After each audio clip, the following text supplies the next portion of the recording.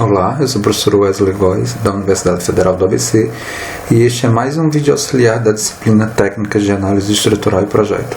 O objetivo do vídeo é apresentar a aplicação do método da carga unitária para um problema de treliça plana, mas antes da gente desenvolver esse exercício, a gente vai fazer uma pequena revisão sobre o tópico energia, deformação e teoremas de energia. Na verdade, a gente vai concentrar parte desse vídeo para fazer uma revisão sobre energia e deformação, e vamos, na verdade, mostrar um primeiro teorema de energia que a gente desenvolveu em sala de aula e utilizou para a solução de estruturas hiperestáticas. Na verdade, esse exercício que a gente vai apresentar aqui, a gente não desenvolveu algo similar em sala de aula, mas é uma aplicação imediata das coisas que a gente vem discutindo em sala de aula, tá?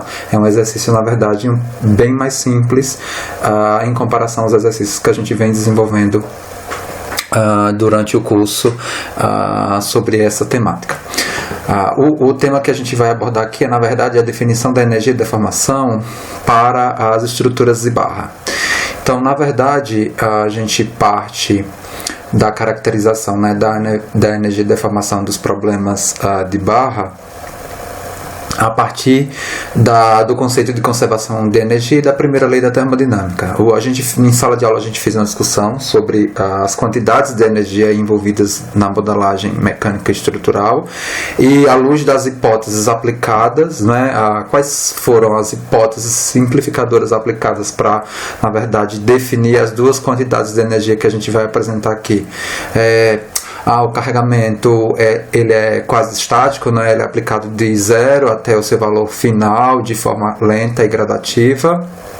A estrutura não tem um movimento inicial, então por conta da aplicação desse carregamento e da falta de movimento inicial da estrutura, a gente pode desprezar a energia cinética do sistema, tá? Não existe a troca de calor no sistema, tá? A gente vai desprezar também a parcela de energia térmica, e a gente vai considerar aí os deslocamentos das estruturas e as rotações das mesmas pequenas, e a gente vai os deslocamentos pequenos, e a gente vai, na verdade, também desconsiderar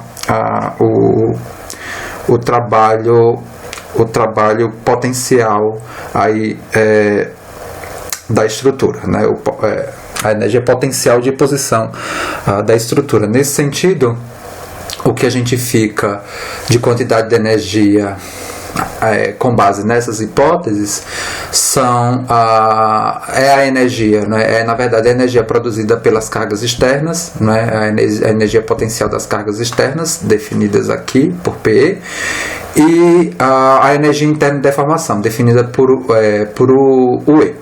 A primeira lei da termodinâmica, o balanço energético, ele me fala que o incremento de energia definida pelo carregamento externo deve ser igual ao incremento de energia associado à energia de deformação elástica do meu corpo, tá? Não esquecendo também que a gente assume que a nossa estrutura ele tem um comportamento elástico linear. Enxergando-se aqui uma estrutura qualquer, tá? O potencial das cargas externas, o incremento de energia de deformação, ou um incremento de energia de trabalho associado ao carregamento externo, ele pode ser apresentado nessa condição geral, onde a gente tem N cargas concentradas ou cargas distribuídas na superfície da minha estrutura, e o incremento de energia interna ela vai ser dada por essa integral no volume do tensor das tensões no incremento do tensor das deformações. Veja que aqui, na verdade, o incremento de energia de deformação, o incremento de energia do trabalho externo, ele é dado por carga externa no incremento do deslocamento. Então, o que a gente fez em sala de aula foi, na verdade, definir inicialmente essa parcela para os problemas de barra sobre força normal, flexão pura, o efeito do cortante e o momento torsional. Chegamos nessas expressões, a energia de deformação total do problema de barra sobre força normal, ela é dada por essa integral, da flexão pura, dada por essa integral, o da torção livre por essa integral e a força cortante por essa integral, tá? Cada um desses elementos, dessas integrais, elas foram amplamente discutidas em sala de aula e definidas em sala de aula. Lembre também que, na verdade, esse elemento daqui é igual ao P, né, o balanço energético, né, a conservação de energia me garante que o potencial das cargas externas, na verdade, é igual à energia de deformação interna total do meu sistema mecânico. Ok, então, para a gente quantificar a energia de deformação em um problema de barra, cuja barra esteja submetida a todos esses esforços, basta a gente somar essas quantidades de energia. Eu destaco aqui uma observação que foi feita em sala de aula em relação à não possibilidade de se aplicar, né, o princípio da superposição de efeitos para quantificar a energia de formação de um dado sistema mecânico. Bom, mas você pode aqui me questionar, mas professor, por que a gente aqui, na verdade, a gente aplicou a superposição? Né, aqui, na verdade, a gente aplicou a superposição porque a cinemática de cada um desses modelos, né, na verdade, não interfere um no outro. Então, o trabalho da normal no deslocamento que ela produz não interfere no trabalho dos momentos na flexão, nas rotações que ela produz, tá? Nem também interfere no trabalho do momento torsor no giro relativo, né? Igualmente ao trabalho da força cortante no deslocamento, tá, né, na distorção ali da seção transversal na flexão simples. Então, aqui a gente pode fazer essa soma porque a cinemática de um modelo não interfere na outra, né? Então, em sala de aula a gente, na verdade, destacou essa questão aqui, igualzinha da superposição de efeitos, para mostrar que eu efetivamente não posso quantificar a energia de deformação total do problema simplesmente somando a energia dessa viga, né, com a carga P1 mais a energia da viga com a carga P2, enxergando simplesmente o trabalho de cada uma delas como meio da carga vezes deslocamento, tá? Então a gente não pode fazer isso.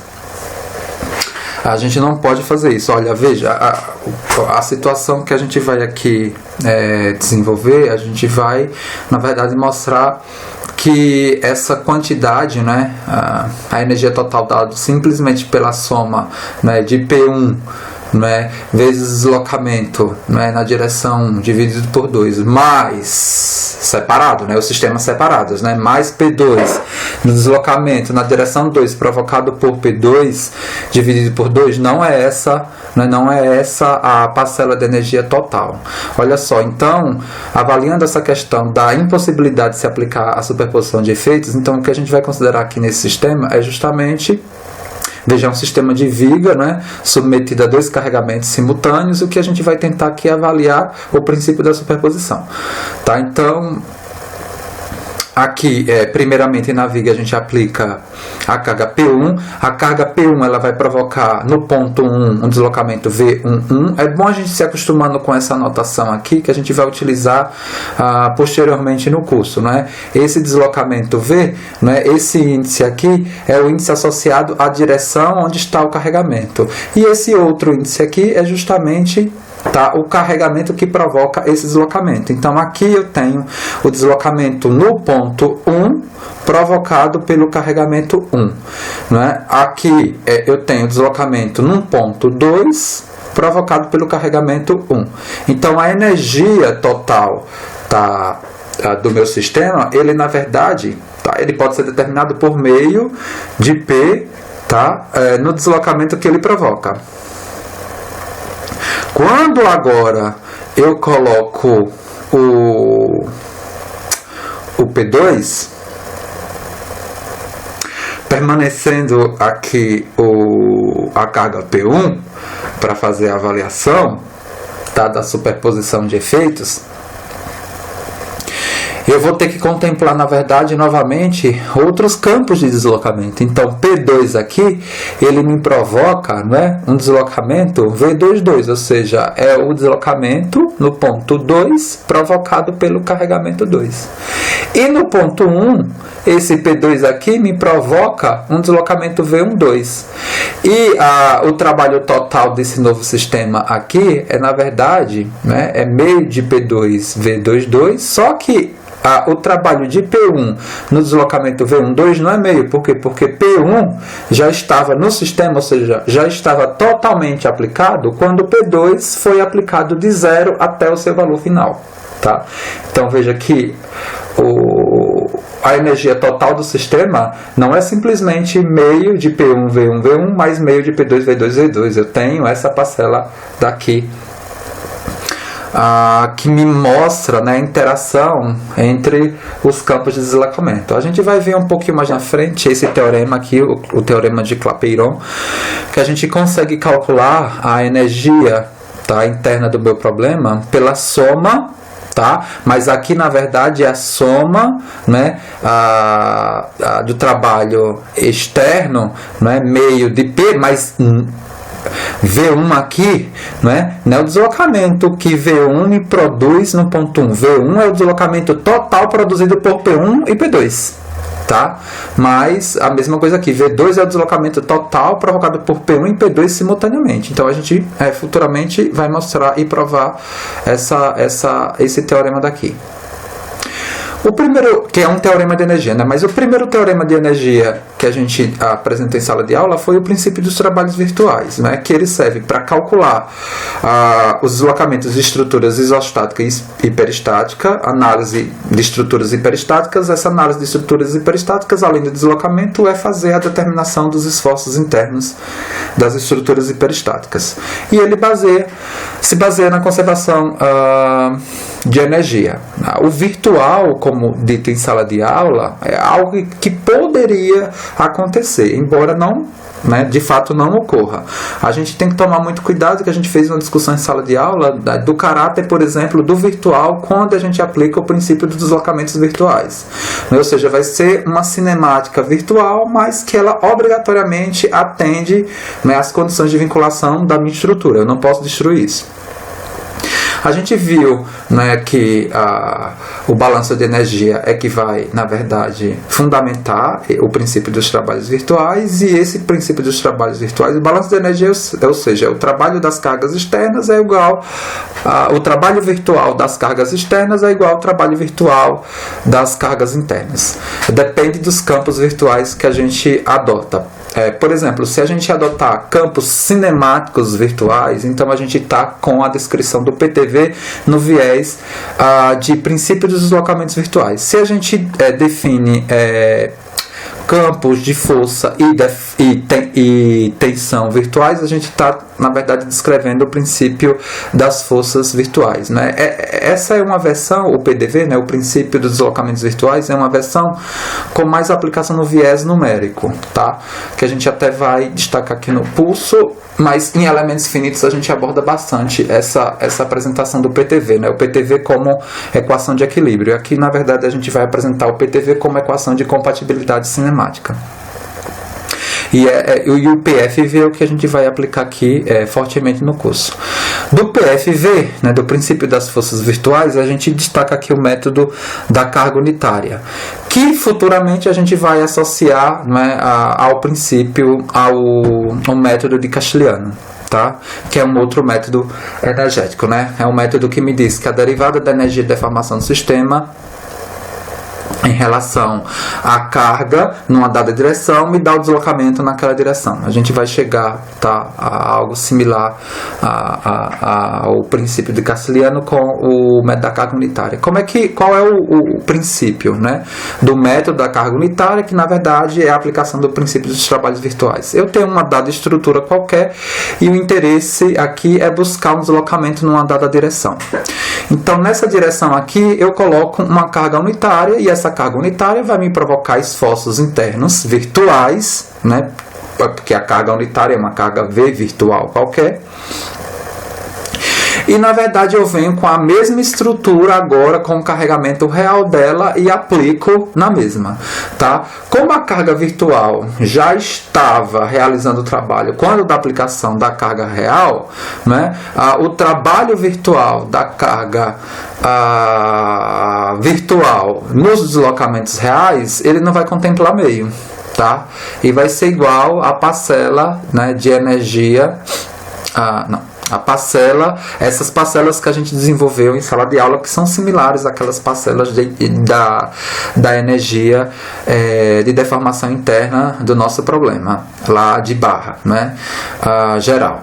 Tá? Então, essa é a equação do princípio, né, da carga unitária, a equação, né, da carga unitária, princípio das forças virtuais, né, que define o método da carga unitária, e a depender do problema que a gente vai utilizar, a gente, na verdade, caracteriza somente essa parcela ou a parcela de momento, né? A gente já fez uma discussão em sala de aula também que para os problemas de pórtico e viga, na verdade, só a parcela de momento fletor ela tem significância, né? Para os problemas de treliça, por exemplo, somente essa parcela daqui também tem significância. A parcela de força cortante, ela pode ser desprezada a menos que a viga seja muito curta, tá? Mas a gente mostrou em sala de aula que essa parcela aqui não tá, né? Para vigas esbeltas ela não tem significância. Então a intenção agora é aplicar o método da carga unitária para resolver um problema de treliça. Na verdade, resolver o problema de treliça não, na verdade calcular o deslocamento em um nó de uma dada treliça isostática, por enquanto. Veja que todos os exercícios que a gente desenvolveu em sala de aula da aplicação do princípio dos trabalhos virtuais, no viés do método da carga unitária, a gente fez, na verdade, solução de estruturas hiperestáticas. Aqui vai um exercício da aplicação do método da carga unitária para calcular o campo de deslocamento, né, de uma dada treliça. Então, o exercício determine o deslocamento vertical da articulação C da treliça de aço mostrada na figura abaixo. A área da seção transversal de cada elemento da treliça, 400 mm², e o modo de elasticidade do aço, 200 gPa. Então, eu tenho aqui a minha treliça e o que ele me pede é o deslocamento no ponto C. Veja, existe um outro método, né, que é o método definido como método da conservação de energia, que trabalha na lógica de meio e na expressão de meio do trabalho das cargas externas igual aquelas expressões lá, no caso n² sobre a dx, e quando for viga, m² sobre y integral, né? Mas esse método, na verdade, ele só pode ser aplicado quando eu tenho uma estrutura com uma única carga aplicada num dado ponto e o interesse é calcular o deslocamento naquele ponto, tá? Então aí, quando a gente tem esse problema, na verdade a gente aplica a conservação de energia e a gente aplica, né, na verdade, direto o trabalho da carga externa no ponto, então é meio. O deslocamento no ponto aqui, ele não tem carga. Então, a gente não pode aplicar conservação de energia direto. Então, por isso que a gente utiliza, na verdade, o princípio, né, das forças virtuais, o princípio da carga unitária, o método da carga unitária, para justamente colocar aqui uma carga unitária, né, nesse sistema aqui treliçado, né, no ponto C, onde a gente quer, né, definir o campo, tá, de deslocamento. E, na verdade, a carga unitária no sentido do deslocamento que ele pede, né, tá? Que é o deslocamento vertical do ponto C. Porque como é um problema plano, cada ponto ele tem uma componente de deslocamento na direção vertical e uma na horizontal. Mas ele só está perdendo a componente vertical do deslocamento. Então, na verdade, a gente utiliza essa expressão aqui do método da carga unitária e a gente está colocando o somatório aqui porque, na verdade, para a treliça, como a área da seção transversal e o modo de elasticidade são constantes e o N virtual e o N real também são constantes, a integral aqui me dá o próprio comprimento de cada barra de treliça. Perfeito? Então, na verdade, e como é treliça, o único esforço normal, né, que tem, na verdade, significância é a força normal. Então, na verdade, aquela integral, ela se transforma nessa expressão aqui, e o somatório é por conta que a energia de deformação total da treliça é dada pela energia de cada barra. Então, similarmente ao que a gente fez em sala de aula, no princípio da carga unitária, a gente descreve um sistema real e um sistema virtual. Lá em sala de aula a gente estava fazendo um sistema real e isostático, equivalente, né? Por quê? Porque a estrutura era hiperestática, a gente tinha que transformar ele no sistema isostático equivalente, verificando a condição, né, de hiperestáticos existentes na estrutura, mas aqui não tem isso. Tá? Então o sistema real é o original, a gente calcula. Então, para a gente desenvolver, tá, o cálculo do deslocamento aqui, né, a gente precisa colocar uma carga unitária na direção vertical em C, na verdade calcular as forças normais do sistema real e depois calcular, né, as forças normais nas barras para o sistema virtual. Então a gente tem aqui, né, no cálculo de treliça, né, aplicando, né, a metodologia para resolver, né, para determinar os esforços internos de uma treliça, a gente consegue determinar esses esforços. Tudo bem, é uma treliça isostática internamente, apesar de ser externamente hiperestática, mas a gente consegue determinar todos os esforços dela sem precisar calcular as reações de apoio. E o sistema virtual, a gente coloca, na verdade, uma carga unitária na direção do deslocamento que a gente quer, resolve a treliça para essa carga, encontra os esforços, utiliza, né, esse somatório aqui para determinar, na verdade, o valor final, tá, dessa conta aqui. Para facilitar o processamento dessa conta, a gente, né, define essa tabela aqui com a denominação de cada uma das barras aqui, tá, o cálculo do esforço para a situação virtual, da carga virtual unitária, o real, o comprimento do elemento, aí eu tenho a multiplicação desses três elementos aqui, de cada uma dessas colunas.